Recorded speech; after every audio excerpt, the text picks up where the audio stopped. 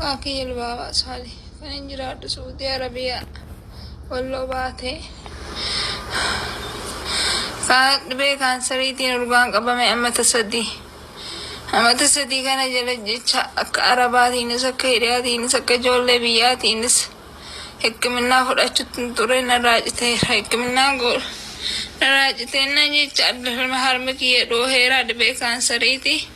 Dafee dhiiti kuusi keessaa bahuu qabaa amaliyaa godhamuu qabdanaan jedhani amma jecha karaa keessan kan hin dhufe jecha imimmaan irraa haqxanaan dadhabe. Imimmaan keessanii dhukkubi kiyya dhukkuba keessanii hin dandeessanii rabbi jala sababa naa ta'a. Opereeshinii kana akkan godhadhu na faana dhaabbadhaa ilmaan Oromoo ayyaantu naa bu'ee ilma lamaatti Oromoon naa bu'ee hin dandeessanii lubbuu kiyya barara.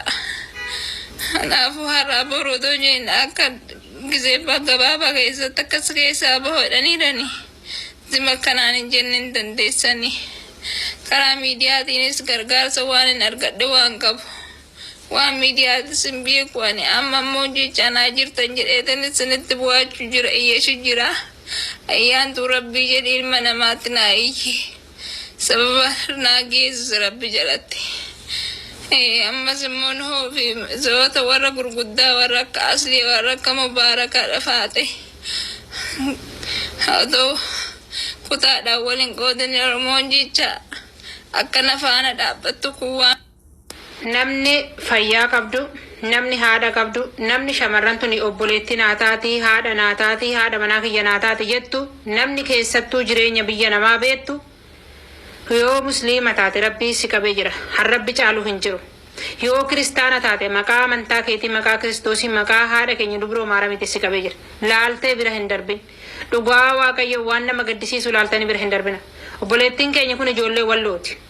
Biyya Suudi Arabiyaa Riyaadii keessatti waggaa 3 guutuu dhukkuba kaansariitiin qabamee akkasuma immoo namallee biraa hin qabu jettee yaalillee kanan argachaa jiru. Akkuma amma ana dhuftee na dubbiste kanatti nama rabbii Waaqayyoon garaa naa laaffise na gargaaraa turani.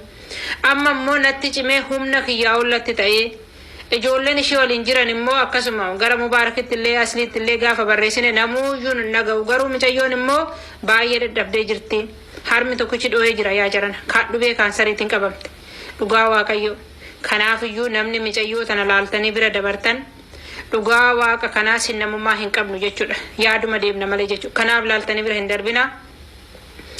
Nama 15 sheerii koppiliinkii reepoosti godhaafi wanni itti kaffaltan tokko hin jiru. Namni mucayyoo tanaa na'u jira. Nama mucayyoo tanaa garaa laafee fi intala tanallee ofitti fudhatu jira jechuudha. Obboleettiin keenya kun rakkoo cimaa keessa jirti. Akkasuma immoo kan isheen jiraachaa jirtu Suudi Arabiyaa Riyaadii keessa. Keessattuu ijoollee walloo warri obboleettii keenya kana beektan adaraa keessan ofitti fudhaa. Obboleettii keenya tokkotu yaada ofitti fuudhee ishii bira jirti. Ishumtuu viidiyoo waraabuudhaaf yookiin immoo nuuf dubbisiisuudhaaf ishiidhaafis hin mijatu waan ta'eef namni mucayyoo tana ofitti fudhattanii mucayyoon tun du'aaf jireenya gidduu jirti. Dhugaa rabbi gastii kiyyarra duratti dhuftee hin boochi akka biraat taate jechuudha. Kanaa namallee hin qabu jettee egaa namni gaafa fayyaa qabu hunduu si marsa. Gaafa ati fayyaa dhabde immoo namtuu si maddiin jiru aslii fi mubaarak. Dhugaa Waaqayyoo abbuma feeyyuu haa ta'u fayyaa kasii kennu Waaqayyo kasirraa fudhatus Waaqayyo. Kanaafiyyuu adaraa ilmoo keessasanii bira dhaabbadda intala tana bira hin darbina. Mucayyoon tun baay'ee dhugaa rabbii karaa keessatiin suura siisiniifan ergaa dhugaa Waaqayyo naa daba malee tiktookiin harmi ishii tokkichi kun dhohee jira. Yoo kana daftee hin baafanne in sodaachisa jedhin hin duuta jedhuun kaabaa zawwee garuu dooktorra kamta kana namaan jiraare. Kanaaf sodaachisa tokkichi dhiita'ee jira tokko immoo dhohee jira. Kanaafiyyuu adaraa Waaqayyo adaraa rabbii na bira hin darbinaa. Keessattuu ijoollee walloo mucayyoo tana bira akka dhaabbattanii ofitti fuutan kan jiraachaa jirtu biyya Suudi Arabiyaa Riyaadii keessa. Mucayyoon tun namallee biraan qabdu bishaanuma gaariillee argachaa hin jirtu. Akkuma bifa ishiitti irraa argitan kana rabbi keessa sodaadhaa. Uummanni Oromoo addunyaa irratti argamtan mucayyoo tana akka bira dhaabbattan immoo abdii fi amantii isinirraa qabaa. Adaraa rabbuma keessa sodaadhaa. Sheer koppiliink reepoosti naa godhaa. Wakil Baba Sali, Fanjira Waaqayyo dhibee akkanaa rabbi sinirraa haa qabu biyya ormaa keessatti. Mucayyoon asirratti argitan kun dhukkuba kaansariitiin qabamtee mana yaalatti illee yaalamaa turtee amma immoo ooppareeshinii taatu malee hin fayyitinaan jedhanii. Maal Oromoo koo na gargaaraa maallaqa hin qabu na gargaaraa jettee Oromootti iyyachaa. Ashamaa akkam jirtu hordoftoota kabajamtoota chaanaala kootii kan biyya keessaa kan biyya alaa bakka jirtetti nageenyi waaqayyo isin yaa baay'attu akkam jirtu waan obboleettiin keessan nagaa guutuun qabaa isinillee baga nagaa taatasin jecha egaa hordoftoota kiyya warroonni mana kanaaf haaraa taatan immoo sabskraayibii gochuu maamila ta'e akkasuma immoo yaada garaagaraa asirratti kan isiniif darbuu ta'a. Akkasuma nu dhaggeeffadhaa laayikiilee nu godhaa sheerii nu godhaa sin jedha. Egaa hordoftoota kiyya kaa'ee obboleettii keenya tokko akkuma anaa akkuma si'ii biyya Saawud Arabiyaa dhuftee erga dhuftee mucayyoon kun waggaa 3 guutuu dhibamaa turte jechuudha. Baay'ee dhibamaa turte mana yaalattis baay'ee yaalamaa turte akkasuma dhibee kaansariitiin qabamtee jechuudha. Harmishii tokko dho'ee jira tokko immoo Londillee bokokee jira jettee himteerti. Kanaaf obboloota koo hundi keessanuu akkuma viidiyoo kana agartanitti hundi keessanuu ga'ee keessan baati obboleettii kana du'a jalaa haa baraarrannu. Adaraa keessan maaloo du'a jalaa nu baraaraayi maaloo du'a jalaa na baraaraayi jechaa jirti jechuudha. Obboleettiin keenya kun hedduu garaa nama nyaatti dhugaa rabbii dubbachuudhaaf baay'ee garaa nama nyaatti jechuudha. Akkuma argaa jirtanii obboleettiin keenya kun baay'ee dhukkubsatti.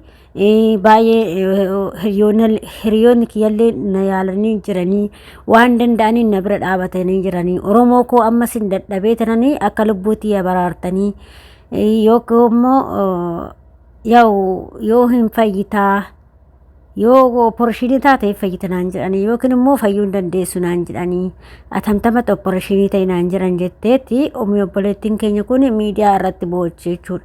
Adaraa keessa yoo ofii keessan jechuudha gargaaruu baattan laayikii gochuudhaan sheerii gochuudhaan namoota gargaaran biraan gahaa'ee namoota ishiin dhaammachaa jirtu kanaanii biraayii jechuudha.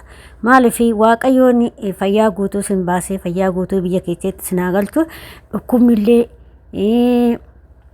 gammachuun illee gaddillee wanni hunduyyuu ijoollee biyya ofiitiin bareeda bisinii galee wanni hunduyyuu wanni addunyaa kanarraa hundisaatu biyya ofiitiin bareeda dhugaa wanni nuti waqaa maaliif kan akka biyya ofiin jiru gonkumaayyuu jechuudha. Biyya ofiitii fi haati ofii takka kan jedhani dhugaadha waanuma dhugaati kun jechuudha. Maaliif akkuma argitanii haati ormaa akka isheen namatti hin taane akka isheen si gootu taa'eef kan hirriba si dhoggiti. Biyya ormaatis akkuma san jechuudha. La haati ofiitii fi biyya ofii takka kan jennu immoo akkuma haati ofii amma homa rakkattillee rakkattu haati kee wanni ishee si gootu hin jiru jechuudha. Haati kee akkuma keetti ofitti qabdee teechisti. Akkasuma biyya keetis keessaa hin baata biyya kiyyaa mateettee yookiin biyya biraa himachuu hin dandeessaa hin dandeessu. Kanaafuu akka haadhaa sanitti kan namaa nahu biyya ofii keessa wanti hunduu kan ta'uu jechuudha. Kanaaf obboleettii keenya kana cinaa ejjedha. Warri dandeechan gargaaruu dandeessanii akkuma aayyuu sinin jetteetti gargaaruu dandeessanii ilma namaa immoo nama ta'uudha gargaaruun nama ta'uudha.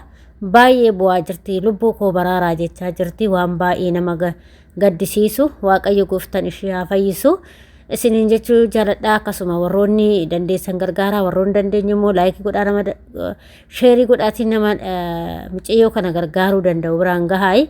Akkasuma immoo Calootillee godhaa fi akkuma amantaa keessanii du'aa godhaa fi calootii godhaa fi akkuma amantaa keessaniitu hundi keessanii waaqayyo si haa fayyisu jedhaan dhugaa hedduu takka nama gaddisiisaa. Biyya ormaa keessatti waaqayyomti yoo si jaalatte biyya ormaa keessatti sin dhibini sin rakkisin bakka dhugaa waaqaa sin jedha. Maaliif sitti dukkanaa wanni hunduu sitti dukkanaa ijoollee biyya ormaa keessatti wanni hunduu namatti dukkanaa jechuudha.